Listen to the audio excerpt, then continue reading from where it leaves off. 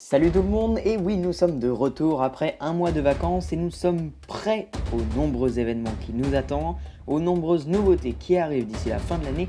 Bref, nous sommes prêts, plus que prêts même. Alors nous espérons que vous êtes prêts à nous suivre parce qu'il y a beaucoup de choses qui arrivent.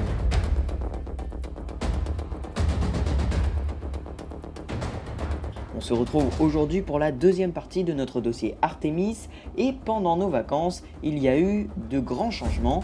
Alors c'est ce que l'on va voir tout de suite. Comme d'habitude, n'hésitez pas à liker la vidéo, la commenter et à la partager. Aujourd'hui, objectif 7 likes. Alors on compte sur vous, on sait que vous en êtes capable. Chaque petit like, commentaire et partage nous aide énormément et vous, ça ne vous coûte rien et c'est très rapide. Alors vous pouvez le faire. Petit rappel, pour comprendre cette vidéo, il faut avoir vu la première partie. Et pour ceux qui ne l'ont pas vue, nous vous la mettons en description et dans les fiches, en haut à droite. Pour ceux qui sont à la page, let's go pour une seconde partie de notre dossier programme Artemis. Il y a un mois, nous nous étions arrêtés au quatrième point qui concernait le HSL, le Human Space Landing, l'atterrisseur lunaire sélectionné par la NASA pour ramener l'homme sur la Lune dans quelques années. Depuis un mois, il y a eu du changement. En effet, nous vous avions raconté que Blue Origin et Dynetics avaient saisi la Cour des comptes pour protester contre le choix de la NASA qui avait sélectionné en avril dernier le seul et unique gagnant de cet appel d'offres, SpaceX et son Starship. La décision de la Cour des comptes était attendue le 4 août au plus tard et c'est le 2 août que nous avons découvert le verdict de la Cour. Le verdict est sans appel, la NASA est non coupable dans cette enquête qui accusait SpaceX d'avoir une place privilégiée auprès de l'agence. Il y a quelques jours, nous avons pu découvrir le nouveau calendrier de la National Aeronautic and Space Administration concernant le programme Artemis. Et nous savions désormais que la collaboration avec SpaceX pour la conception du Starship lunaire devait reprendre dans quelques semaines. Or, non satisfait de la décision de la Cour, Blue Origin est passé à la vitesse supérieure. Fini les offres auprès de l'agence américaine, lui proposant de prendre en charge plus de la moitié du coût du HSL, place au dépôt de plainte. La NASA a donc décidé de suspendre la collaboration avec SpaceX, ce qui reporte le début du développement du Starship lunaire au 1er novembre minimum. Alors, hashtag Team SpaceX ou hashtag Team Blue Origin, écrivez votre parti préféré en commentaire. Maintenant que l'on a remis à jour notre point HSL, on va parler de la combinaison XMU que les astronautes enfilent pour retourner sur la Lune. C'est bien beau d'atterrir sur la Lune, mais les astronautes ne quitteront pas le HSL en short et en t-shirt.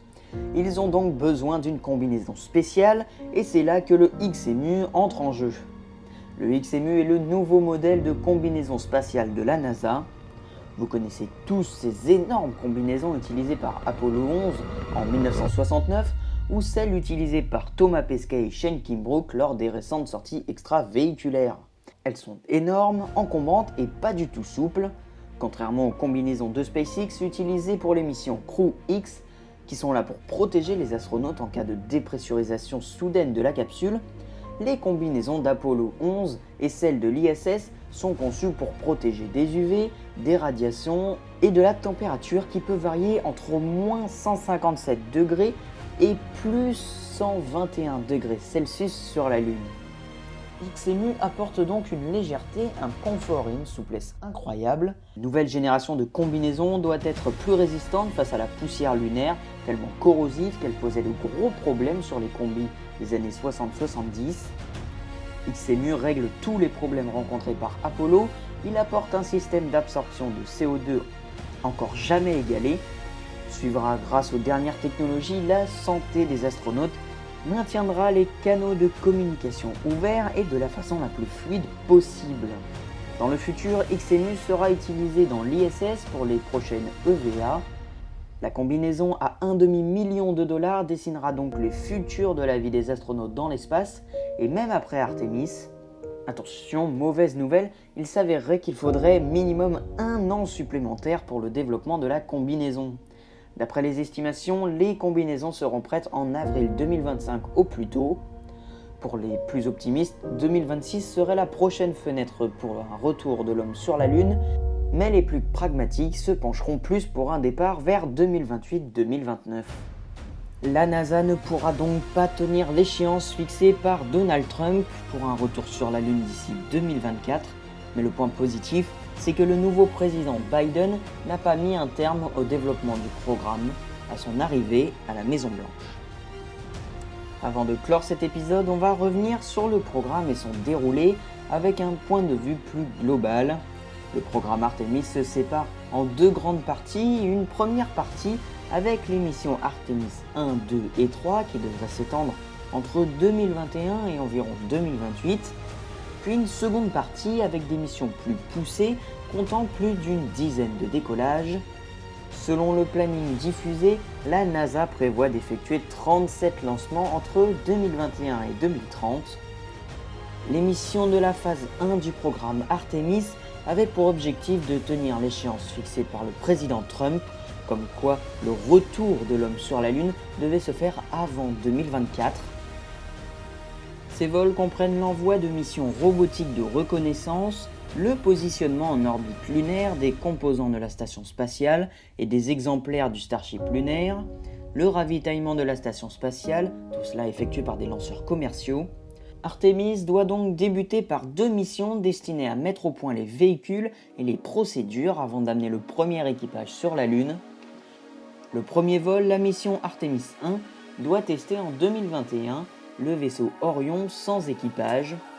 Artemis 2 doit emporter en 2022-2023 le même vaisseau avec équipage pour un vol autour de la Lune. Dans les deux cas, le vaisseau Orion doit être placé en orbite par le lanceur lourd SLS. La même année, une fusée commerciale doit placer le premier module de la station Gateway en orbite lunaire. Il s'agit du module disposant d'une propulsion et fournissant de l'énergie. En 2023, le deuxième module Mini-Hab de type Habitat doit être lancé par une fusée commerciale. Ce module dispose d'au moins deux ports d'amarrage libres permettant d'y amarrer simultanément le module lunaire chargé d'emmener les astronautes sur le sol lunaire, un homme et une femme, et le vaisseau Orion. Le module lunaire, qui comprend 3 sous-ensembles, sera placé en orbite lunaire grâce à 3 vols commerciaux. La mission Artemis 3 est la première à emmener un équipage sur le sol lunaire. Selon le scénario préconisé par la NASA, sa durée totale est de 25 à 34 jours et le séjour sur la Lune est de 6 jours et demi. L'équipage est constitué de 4 personnes, dont 2, un équipage mixte, doivent descendre sur le sol lunaire. Le déroulement de cette première mission sur le sol lunaire est donc le suivant. Le vaisseau lunaire HSL est lancé par des lanceurs commerciaux avant le lancement de l'équipage pour permettre un prépositionnement.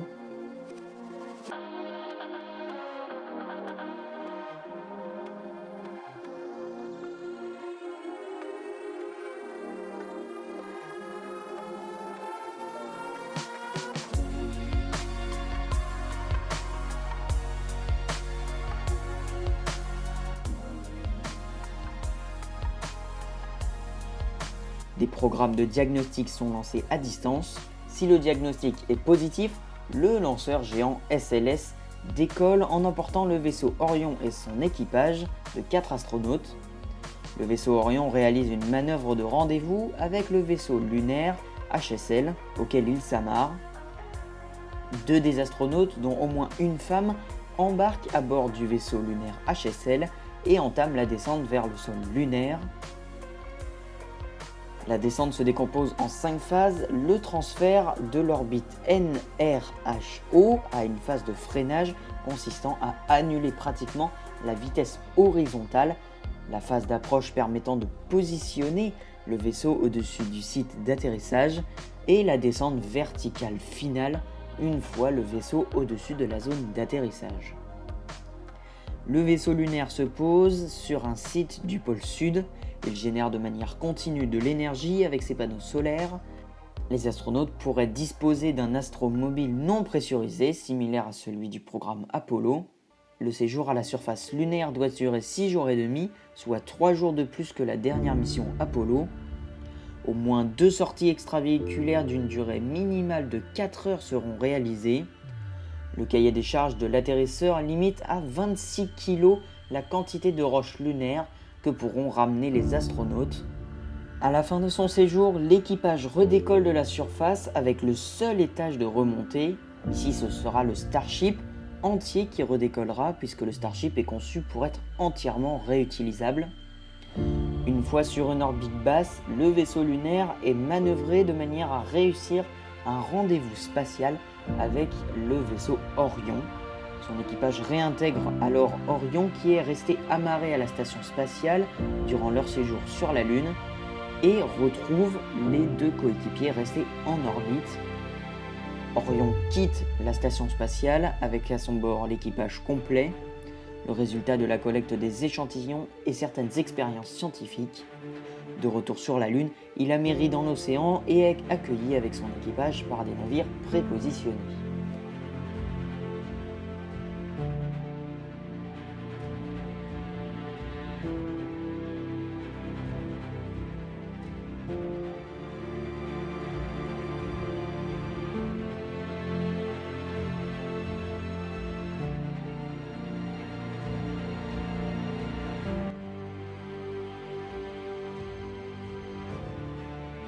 La phase 2 prévoit d'établir des installations permanentes dans la région du pôle Sud, permettant à des équipages d'effectuer des séjours de longue durée consacrés à la mise au point des technologies nécessaires pour l'exploration des planètes par des hommes, préparation des missions à la surface de Mars et l'étude scientifique de la Lune. Cette phase devrait s'étendre suite aux dernières estimations entre 2030-2035 jusqu'à 2040-2045. Les missions de la phase 2 du programme Artemis doivent permettre de roder les procédures à la surface d'une planète en s'appuyant sur la station spatiale lunaire Gateway aux capacités accrues et un camp de base lunaire établi à la surface de la Lune de manière permanente et occupé à intervalles réguliers. Ce dernier doit comprendre un module d'habitation, un système de production d'énergie, des équipements permettant d'exploiter les ressources in situ, eau, oxygène, matériaux de construction et deux types d'astromobiles, pressurisés et non pressurisés. D'ailleurs, certaines personnes pensent que le contrat de vie de l'ISS sera prolongé jusqu'au retour de l'homme sur la Lune vers 2028, marquant une petite pause pour ensuite envoyer non pas les astronautes à bord d'une ISS version 2 en orbite terrestre, mais directement sur la Lune à bord de Gateway et du camp permanent. Il ne s'agit là que d'une théorie, mais ça serait vraiment impressionnant de voir cela se réaliser. Et vous, est-ce que vous aimeriez bien? Écrivez votre avis en commentaire. Selon les plans publiés par la NASA, les astronautes disposeront du Starship pouvant accueillir 4 astronautes et leur permettant de survivre à une nuit lunaire complète. Les équipements mis à leur disposition seront prépositionnés par les missions robotiques. La station spatiale sera progressivement étoffée avec de nouveaux modules, SAS, Habitat, etc. Le déroulement des missions pourrait être le suivant: le lancement des missions robotiques de reconnaissance, dont l'astromobile Viper, pour analyser le terrain et identifier les ressources disponibles, eau, oxygène, etc. Envoi à la surface de la Lune d'un astromobile non pressurisé, permettant aux astronautes de se déplacer et d'étendre leur rayon d'action. La station spatiale Gateway est complétée par les modules d'habitation IHAB et de service Esprit fournis par l'Europe. Envoi à la surface de la Lune d'un astromobile pressurisé permettant d'étendre le rayon d'exploration des astronautes à plusieurs dizaines de kilomètres. Divers équipements permettent d'allonger la durée des séjours de 7 à 35 voire 45 jours, avec par exemple des modules d'habitation, systèmes de production d'énergie et équipements ISRU permettant d'utiliser les ressources lunaires.